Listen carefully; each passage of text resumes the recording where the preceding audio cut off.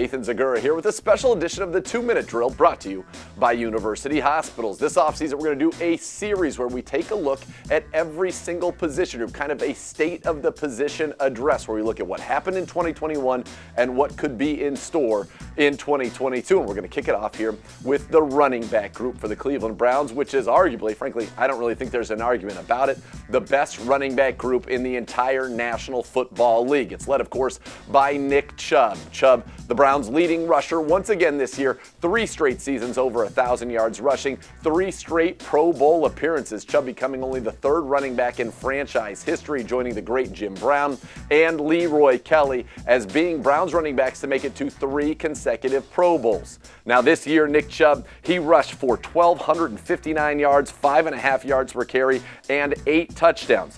He was 3rd in the NFL in rushing yards, 3rd in yards per carry at 5.5, 2nd in yards after contact, and 2nd with 41 runs of 10 yards or more. Chubb for his career has never been below 5 yards per carry in a single season, nor has he ever rushed for fewer than 8 touchdowns. Now he is part 1 of a 2-part monster at the running back position, the other being Kareem Hunt. And now 2021 was a tough year for Kareem. He would miss 9 games due to injury, and that of course affected his stats and of course his impact for the Browns this season. Now in the 8 games that he did play, Hunt was still incredibly productive. He rushed for 386 yards on a career-high 4.9 yards per carry. He scored 5 rushing touchdowns and added 22 catches for 174 yards. And now if you were to extrapolate that out over 17 games, it would have been a pace for just about 1,200 total yards and 11 touchdowns. And keep this in mind, most of Hunt's work was done in the first 6 games of the season.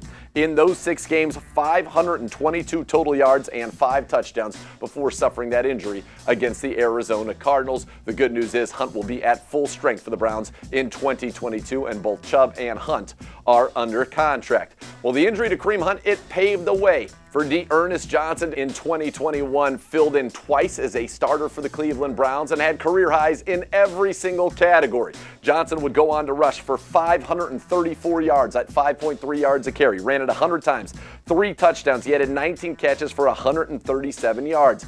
And in his 2 starts, one against Denver, a Browns win on Thursday Night Football. By the way, he was named the FedEx Ground Player of the Week for that performance. And against New England, he totaled 41 carries for 245 yards, that's 6 yards a carry, 1 touchdown, and added 9 catches for 80 yards. That's 325 yards and a touchdown in the 2 games that he was asked to be the bell cow for the Cleveland Browns. And I know that's opened a lot of eyes, not only here at the Cross Country Mortgage campus, but around the National Football League. And Johnson enters the 2022 season as a restricted free agent.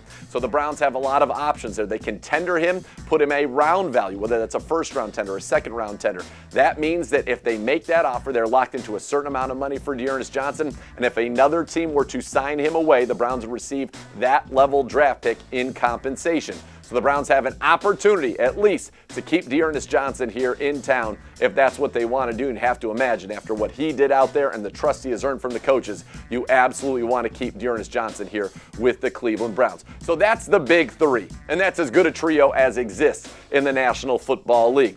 Now, after your top 3, there are some other running backs in the mix, and I feel like I should mention rookie Demetric Felton, who had a great first year for the Cleveland Browns out of UCLA. Now, he was part running back, part receiver, part returner as well, but he only had 7 carries for 24 yards on the year, and in fact, if you look at his 130 snaps this season on offense, only 17 were spent in the backfield. So maybe more of a receiver, but certainly played running back and did so very effectively at UCLA. So want to mention him here as a potential depth piece in this very talented room. Some other backs to consider: John Kelly, a former 6th-round pick of the Rams back in 2018, who spent this year on the Browns practice squad, as well as a few appearances on the active roster, appearing in 4 games. He had 2 carries for 13 yards, and he was signed to a reserves futures deal, which means that he will be with the Browns in training camp should the Browns want him to be there. He's kind of locked into that.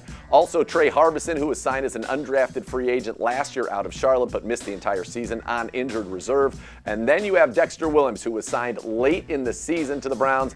He did not appear in any games. However, he is an exclusive rights free agent, which means if the Browns want to offer him a qualifying tender, which is 1 year at the league minimum based on his accrued seasons, the Browns would retain his rights for 2022. So that's the state of the Browns running back room headed into 2022, and frankly, it is a pretty darn good one. I think we've driven this point home already. It's as good a position group as exists in the entire National Football League, and you think about Chubb and Hunt, you think about what they did last year, becoming only the fourth running back duo to both have more than 1,200 total yards and 12 total touchdowns in the same season, in the same backfield, including the regular season and the playoffs. You know this group is special. And then we got to look at D'Ernest Johnson, and frankly, what he did. By the way, Pro Football Focus's #1 graded runner this year. When they just do their running grades for running backs, he was #1. So he's opened up a lot of eyes, as I have said, and certainly somebody with a very bright future in this league. And if you don't know his story, seek it out. It's absolutely incredible. From a fishing boat to what he did that Thursday night, putting the city of Cleveland on his back, the adulation and adoration that was shown to him, it was a very special moment. So I urge you to go track that down. So we're going to continue this series all offseason long, getting you ready to look at each individual position group as the Browns get ready to get back where they belong in the playoffs here in 2022. Thanks for joining us for this special edition of the 2-Minute Drill, brought to you by University Hospitals.